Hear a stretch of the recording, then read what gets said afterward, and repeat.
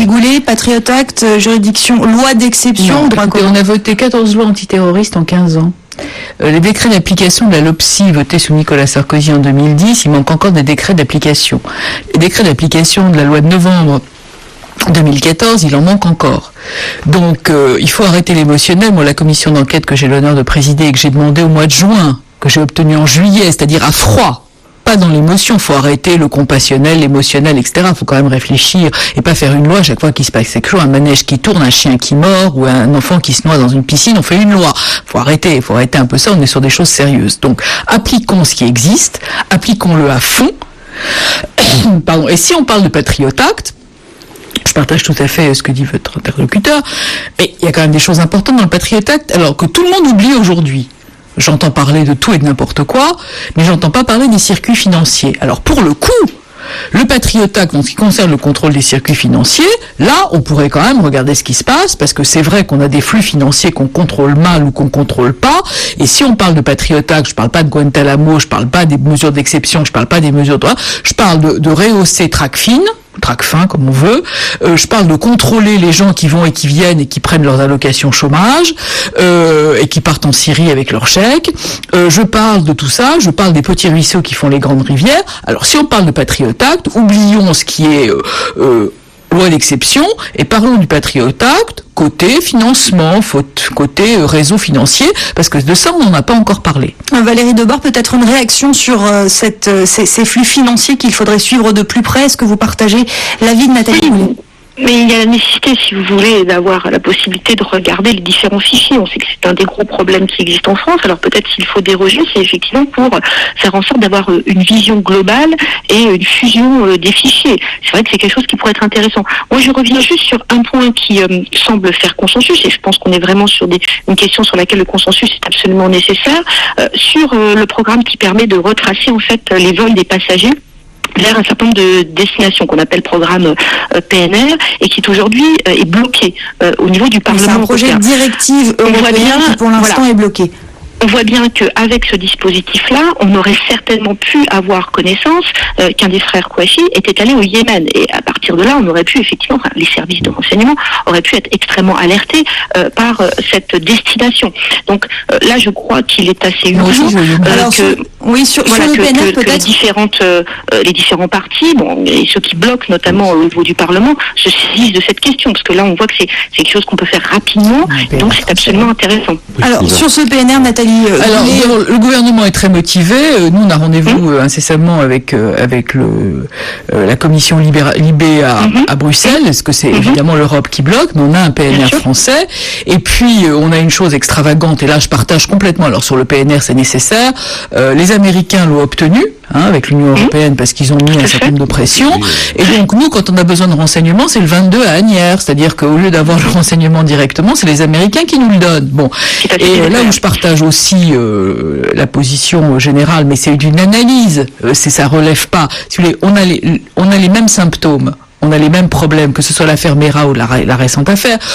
Les failles, c'est des failles extrêmement prévisibles parce que les services sont surchargés. Les services sont surchargés, l'information circule mal, donc il y a des choses qu'il faut mettre en place, mais on le dit, on le répète, en dehors d'augmentation des moyens. Par exemple, il faut un fichier des gens qui sont en lien direct ou indirect avec le terrorisme, qui soit un fichier comme les délinquants sexuels, c'est-à-dire que les gens restent fichés et qu'on puisse les suivre. Il faut un vrai fichier pour ça. Je pense que ça, ce serait vraiment utile dans les mesures urgentes franco-françaises, parce qu'avant de s'attaquer à l'Europe, il faut balayer un peu devant notre porte. Mais la première chose, je vous l'assure, ce sont les services qui sont absolument submergés, que ce soit les services antiterroristes, nos services de sécurité, les services de police et de gendarmerie. Jean-Charles Dodin, oui, vous partagez cet avis, plus de moyens, c'est absolument nécessaire. Bien sûr, c'est là l'essentiel à faire du travail, si vous voulez. À chaque fois qu'il y a un attentat, d'abord, il y a une faille, nécessairement. Pourquoi ? Parce que ces individus, en l'occurrence les frères Kouachi et Hamedi Koulibaly, étaient parfaitement connus de nos services. On avait déjà entamé un certain nombre de procédures à leur encontre dans le passé, donc ils étaient bien sûr fichés, bien sûr connus de tous nos services. Le problème, c'est effectivement celui de la ressource, de la surveillance, parce que on surveille une personne pendant un temps donné, au bout de 3 mois, au bout de 6 mois, on se rend compte que qu'est-ce qu'il en ressort? Pas grand-chose, à travers les interceptions téléphoniques, les interceptions électroniques, la filature de la personne également. Il en ressort rien de concret quand oui, mais donc là, c'est pas une question de moyens. Vous dites on n'a rien trouvé. Non, mais donc... j'explique jusqu'au bout.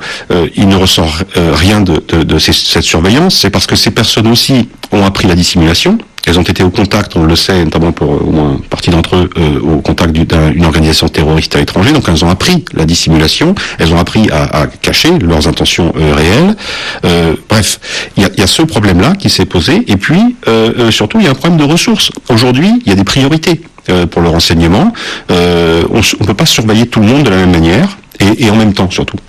C'est surtout ça le vrai souci qu'on a. Mais il se pose en France comme il se pose dans d'autres pays européens parce que le véritable enjeu, il est européen. Il n'est pas simplement d'améliorer la législation française. On vient de le faire, comme on l'a rappelé.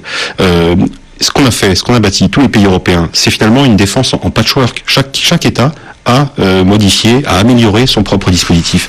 Mais aujourd'hui, tout ça est du ressort de l'Europe. L'essentiel de la défense de nos pays relève de l'Europe, relève de processus européens. J'en veux pour preuve, on parlait tout à l'heure du PNR européen, bien sûr, qui est fondamental et qui doit être mis en œuvre par tous les pays, par l'Europe. Et le deuxième problème, c'est celui des frontières Schengen. Oui, c'est ce que j'allais dire. Les frontières extérieures, parce qu'aujourd'hui, si vous voulez, Schengen a été conçu pour nous protéger de l'extérieur. Aujourd'hui, le problème qu'on a, il vient pas de l'extérieur. Il vient de nos propres ressortissants. Donc, peut-être encore une fois, pour être clair pour nos auditeurs, l'espace Schengen, c'est donc un espace qui regroupe pas tous les pays de l'Europe et quelques autres pays comme l'Islande, par exemple, ou la Suisse. Et les citoyens peuvent passer d'un pays à l'autre sans être contrôlés. Il n'y a plus de frontières intérieures. Il n'y a plus de frontières intérieures. Et le problème vient de nos djihadistes, c'est-à-dire de ressortissants de l'Union européenne qui partent sur le théâtre d'opération syro-irakien et qui en reviennent sans contrôle, puisqu'on ne peut pas faire à leur égard de contrôle systématique. Donc il faut rétablir les contrôles systématiques aux frontières, c'est il faut le permettre en tout cas. Aujourd'hui, on n'a pas la capacité. Les douaniers n'en ont pas la capacité juridique. Sur les moyens, je pense que c'est important, c'est vraiment quelque chose qui fait consensus. Il faut absolument sanctuariser les moyens de la police, notamment du renseignement, sans parler. Mais ils sont sanctuarisés, puisque pour le budget de l'intérieur, en tout cas, plus 0,47% en 2015. Donc on a maintenu légèrement sur la police.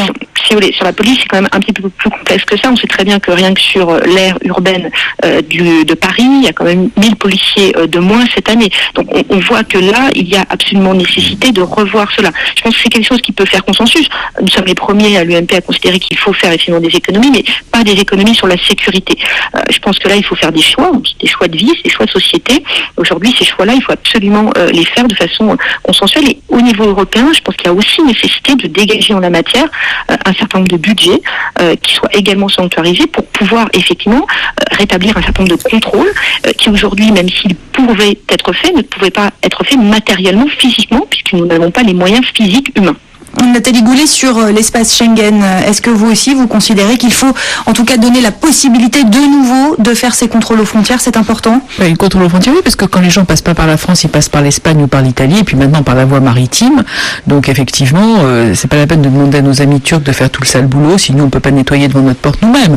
Donc ça pose effectivement un certain nombre de problèmes. Ça fait partie des points qu'on va évoquer et sur lesquels on fait des propositions dans la commission d'enquête que j'ai l'honneur de présider. On parlait de moyens humains et de moyens financiers, il y a aussi des moyens technologiques. Il manque de surcroît des magistrats antiterroristes. Et alors ce qu'on disait tout à l'heure, ce qu'il faut comprendre, c'est que une fois que les gens sont arrêtés, qu'ils sont devant les magistrats, il faut que les enquêteurs continuent à abreuver le dossier d'un certain nombre d'éléments, etc. Mais si les enquêteurs sont occupés à autre chose, alors forcément, je veux dire, personne n'a le don d'ubiquité. Personne n'a le don d'ubiquité. Et ce problème des djihadistes français qui a augmenté de façon exponentielle asphyxie nos services. Et donc, forcément, ils sont, comme on l'a dit tout à l'heure, ils sont obligés de prioriser. Et quand vous faites des priorités, vous laissez des choses sur le côté. Ça ne veut pas dire que les choses sur le côté sont moins importantes. Ça veut dire qu'au moment T, vous considérez que c'est pas la priorité du moment. Et c'est là qu'il se passe des problèmes. Et à l'intérieur des services, est-ce qu'il n'y a pas aussi un problème de compétence de tous ces agents, en plus d'un problème de moyens? Est-ce qu'ils sont formés à toutes ces nouvelles technologies? Est-ce qu'ils sont capables de bien repérer? Est-ce que tout est mis en place? On parle aussi peut-être d'un déficit de personnes, de locuteurs de langue rare. Est-ce que tout ça, ce sont des questions qui se posent aujourd'hui? Encore une fois, je reviens aux fondamentaux. La France, elle lutte contre le terrorisme pas depuis hier. Depuis plus de 30 ans. voulez, sur notre sol. Donc on s'est doté de toutes ces compétences, de toutes ces traducteurs dont vous parlez, etc. Bien avant d'ailleurs les Américains. Les Américains se sont réveillés en septembre 2001. Nous, on avait commencé à lutter contre le terrorisme, et à s'organiser, surtout à se structurer pour lutter contre le terrorisme depuis bien longtemps.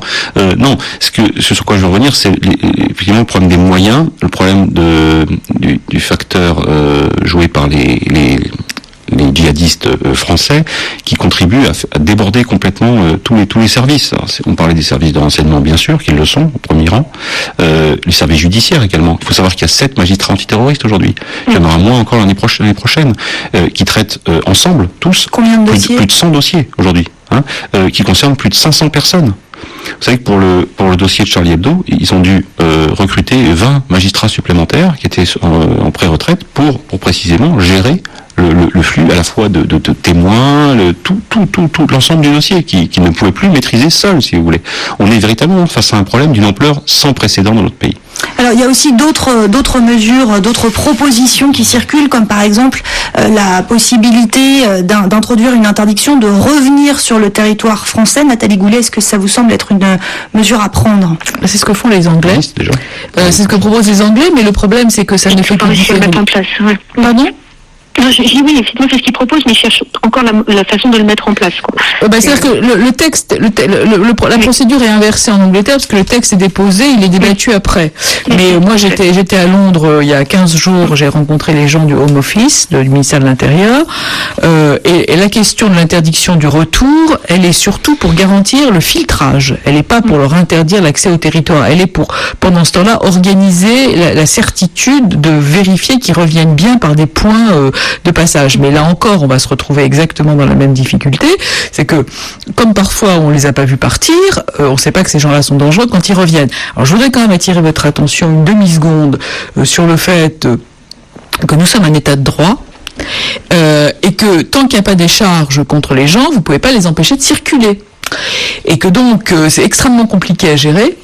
Il faut encore qu'on soit sûr qu'ils aient commis des actes répréhensibles en Syrie, en Irak ou ailleurs pour leur bloquer la possibilité de rentrer. Parce que ces gens-là sont citoyens du pays dans lequel ils veulent rentrer. Oui, et d'autant que c'est, je crois, contraire à un protocole de la CEDH, j'ai le protocole numéro 4, article 3, tiré 2. Alors, je voudrais juste, parce qu'on va être pris par le temps, aborder quand même un sujet qui est très très important, c'est celui d'Internet, puisque beaucoup de voix, là encore, se sont élevées en disant qu'il fallait plus agir sur Internet. Jean-Charles Brizard, quelles mesures peut-on prendre, et est-ce qu'il faut en prendre sur le contrôle d'Internet?